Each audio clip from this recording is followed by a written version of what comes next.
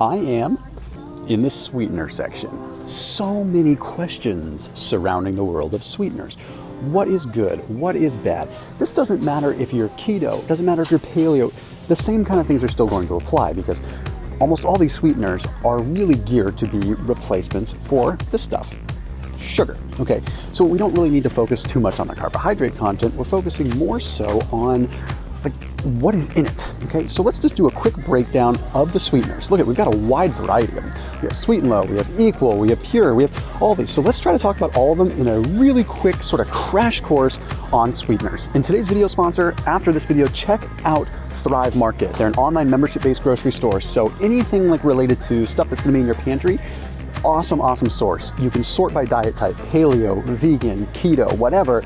And it's like having your own personal shopping aisle, just like designated for you. So I put a link down below. You can save 25% off your first order and also get a free gift when you use that link down below because they are today's sponsor and they are awesome and have supported this channel for so many years. So a big thank you to them. So check them out after this video. Now let's get kind of, knee deep in the sweeteners. I'm gonna start with the big ones. So Sweet and Low is what is called saccharin. Okay, now not many people are really using it anymore, which is probably why it's ending up at the top shelf, kind of out of sight, out of mind a little bit. The thing with Sweet and Low, saccharin is one of the few actual sweeteners that has some evidence as being not so good in terms of like a chemical response within the body.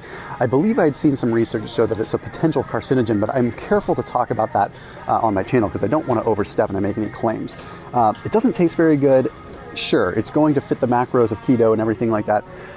But again, like why? It's bitter, and really saccharin is the one thing, especially when you look at what's called the cephalic insulin response. Saccharin seems to trigger a potential insulin spike, which means that you are secreting insulin even though you're not having sugar because it's hitting your tongue. This doesn't always happen, and the studies have been a little bit inconclusive, but saccharin and acesulfame potassium, which brings me into this next one. We have Equal. Okay, Equal is going to mainly be, pull it over here, aspartame. Okay, now no matter what, we have to look at the first ingredients here. Okay, first and foremost, it's still dextrose and maltodextrin before we even have aspartame in there. So regardless of aspartame being good, bad, ugly, whatever, the first ingredients are dextrose and maltodextrin, which are going to be in so many of these packets that we're talking about. Those are higher glycemic than sugar. Okay, so you can definitely still end up messing yourself up as far as not necessarily blood sugar, but you can definitely spike your insulin a little bit with those. And as far as like intermittent fasting, that's what concerns me. That kind of stuff, if you are using 5-6 packets of that stuff, that's a lot of maltodextrin and that's a lot of insulin spiking. So these are all really the same here. They're just different ones with different added things.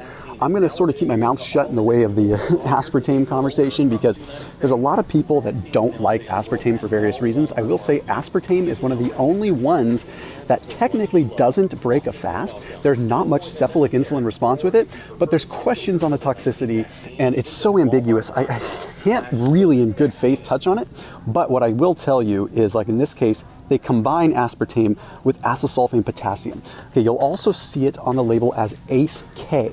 Okay, the thing with ACE-K, acesulfame potassium, is that is the one that throughout all the studies that I've been looking at, almost all of them triggers an insulin response. Okay, aspartame not so much. It's the fact that it's usually combined with acesulfame potassium. So just be cognizant of that. Then we have Splenda. Okay, and the question mark here is there's some evidence that Splenda could kill off up to 50% of your gut bacteria. If that's absolutely true, then yes, I would avoid this stuff at all costs, right? But the hard part is a lot of these are in vitro. They're done in petri dishes and they're done in mice. Mice studies I still take as credible because mice studies can tell us a lot about what's going to potentially happen in a human because we can't always study this stuff in humans. It's not always ethical, especially if we know something has a potential negative issue and then we give it to people, right? But one of the things that I would recommend that you do when you look at the research of this is make sure that it's not just a petri dish study, because how a cell or a culture or a bacteria reacts in a petri dish is a lot different than how it reacts in your gut. So that being said, I'm not completely opposed to Splenda, believe it or not. Like I'm not, but what I am opposed to, I hate this, right? Dextrose, maltodextrin, and then sucralose.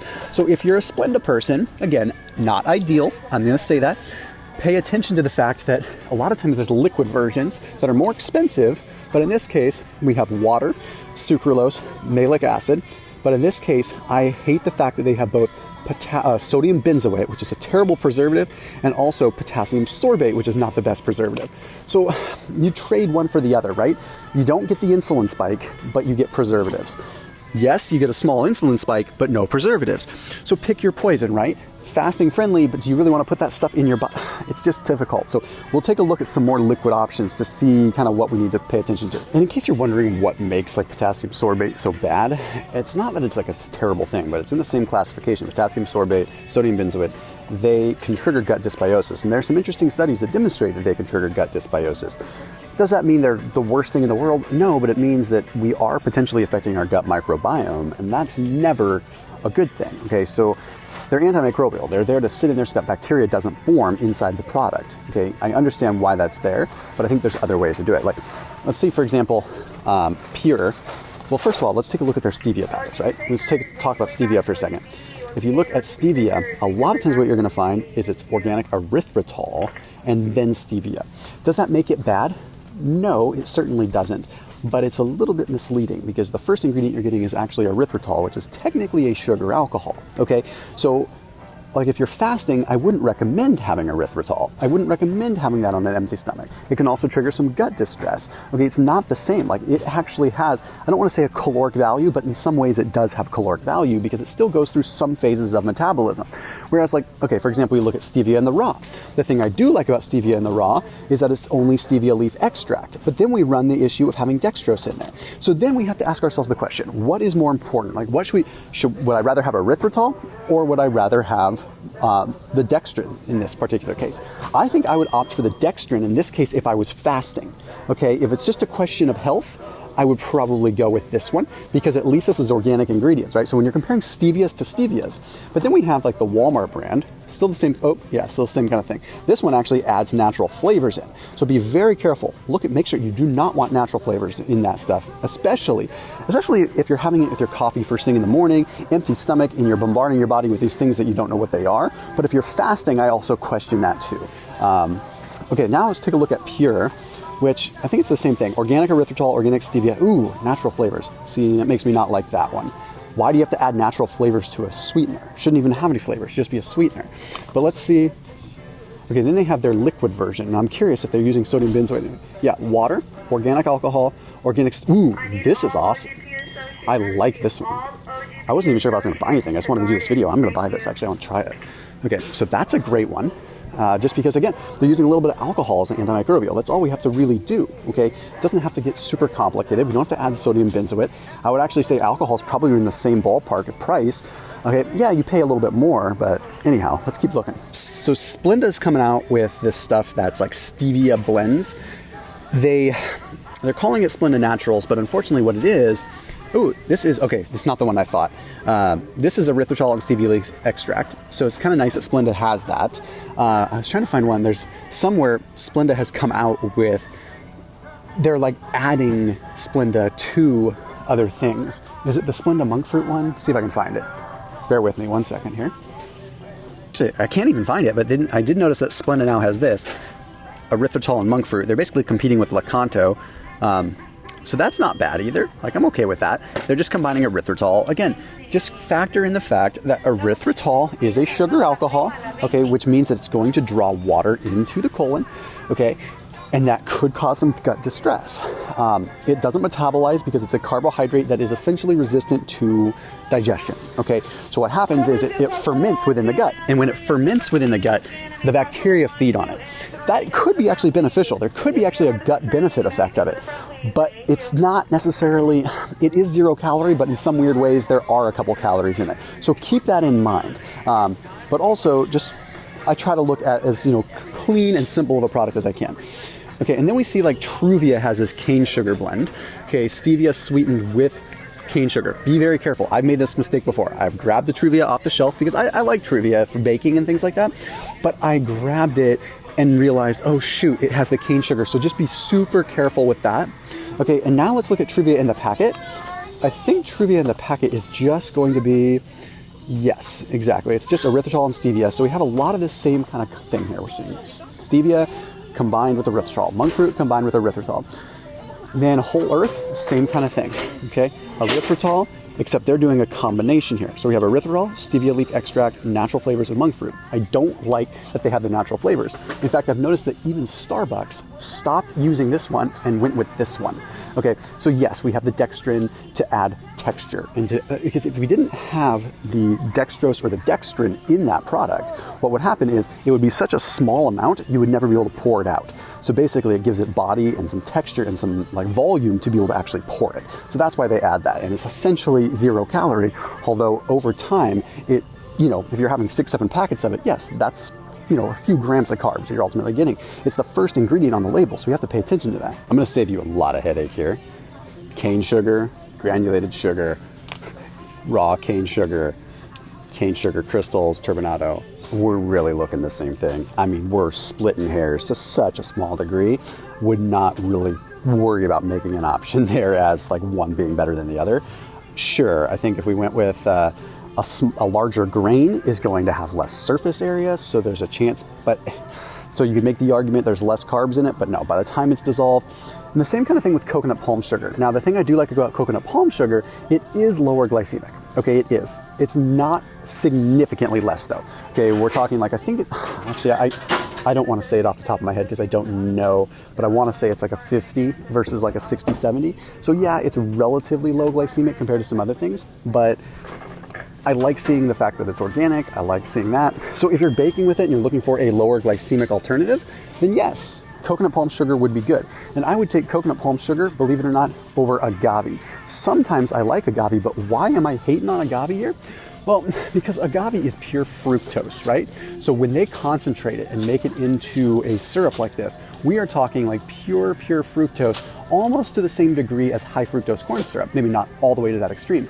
But what they do with high fructose corn syrup is they take the fructose from fruits and things like that, from corn, okay, mainly corn in mass manufacturing, and from there they distill it down and create, sorry, I'm getting out of this guy's way.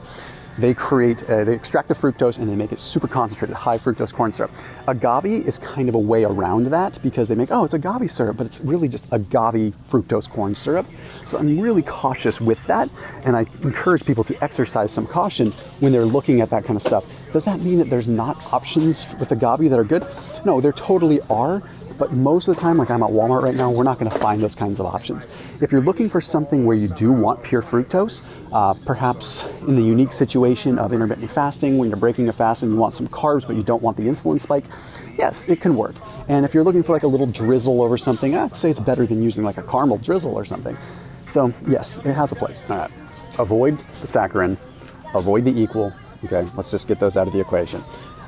Avoid the Splenda if you can, but it's not as bad as people make it out to be. Avoid this one. I do not like the sodium benzoate. This one is great. I definitely like this one, especially with what I saw. I did not like the fact that Pyure had natural flavors, so let's avoid that. Truvia is still good to go, just know it has erythritol. Stevia in the raw is still good to go, just know it does have the malt or the dextrin in there. Okay, so you do get a small insulin spike, just know that. Okay, still okay. Okay, I would avoid the agaves when you can. I would go for the coconut palm sugar if carbohydrates are not something you're watching necessarily. You bake with that stuff, it's good. Don't bother, it's a waste, okay? I probably could have just done the whole video like this. Okay, and then when we look down at these Splenda Naturals, I would say they were okay. Also okay. When you look at the baking section, these are just heavier bodied. So like, look at, we have maltodextrin, which is very high glycemic as well. So again, it's thicker, or I should say like lighter, but there's more volume, so it measures cup for cup like sugar. So that's the idea of that stuff. But just beware, okay? You're still gonna have an insulin spike to a small degree. Still going to count, and eventually, like some of them, yeah. See, like here's a perfect example. You see total carbohydrates, slightly less than 1 gram. Like, why are there carbohydrates in this? I don't understand. Well, because they're factoring in that the maltodextrin and stuff adds up. Okay, this is looking at 2 teaspoons and there's about 1 gram of carbohydrates in there. This measures cup for cup like sugar. So you put a couple tablespoons in there, you've got 5, 6, 7, 8, 9, 10 grams of carbs that are adding up really, really quick. Okay, so that's where using a liquid sweetener is probably your better option. Okay, if you were really watching those calories, especially if you're fasting. Whole Earth, I'm not a fan of because of the natural sweeteners. Like, I don't hate natural sweeteners, but why are you adding them into just a sweetener? And the same kind of thing with stevia in the raw and the powder form. I think, yeah, maltodextrin, we still have that same issue. So Truvia is okay. Oh, I didn't see this one. Here's the granulated. Still natural flavors. So it's pretty limited. Wow, I'm dropping stuff now. Trying to wrap this up because I don't want to take 20 minutes. Okay, as always, keep it locked in here on my channel. I hope that this gave you some context and helped you understand a little bit more about the sweeteners. I will see you tomorrow.